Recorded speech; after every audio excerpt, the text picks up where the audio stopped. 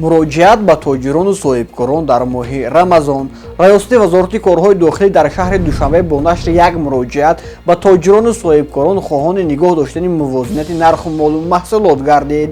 моҳи шарифи Рамазон моҳи баракат, хайру, сахо ва фурсате барои иҷрои амалҳои савоб ба шумор меравад. дар ин моҳ ҳамагон талош менамоянд ки то ба мардум нафъе расонида бошанд, вале як зумра шаҳрвандони фурсаталабе ҳастанд ки бо мақсади ба даст овардани манфиати молӣ аз ниёзмандии мардум истифода бурда нархи маҳсулоти хӯроквориро гарон мекунанд. ин амали баъзе аз тоҷирон воқеан хилофи шариат ва берун аз ахлоқи инсонист. вобаста ба ин кормандони милисияи пойтахт дар якҷоягӣ бо дигар сохторҳои вакуладор бо мақсади назорат ва танзими нархи маҳсулоти ниёзи аввал санҷишҳои мақсаднок ва корҳои фаҳмонидиҳӣ гузаронида истодааст.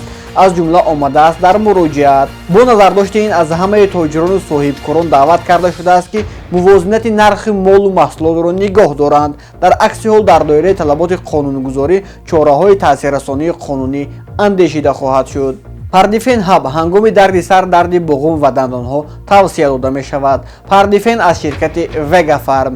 пардифен ҳабро аз дорухонаҳо пурсон шавед.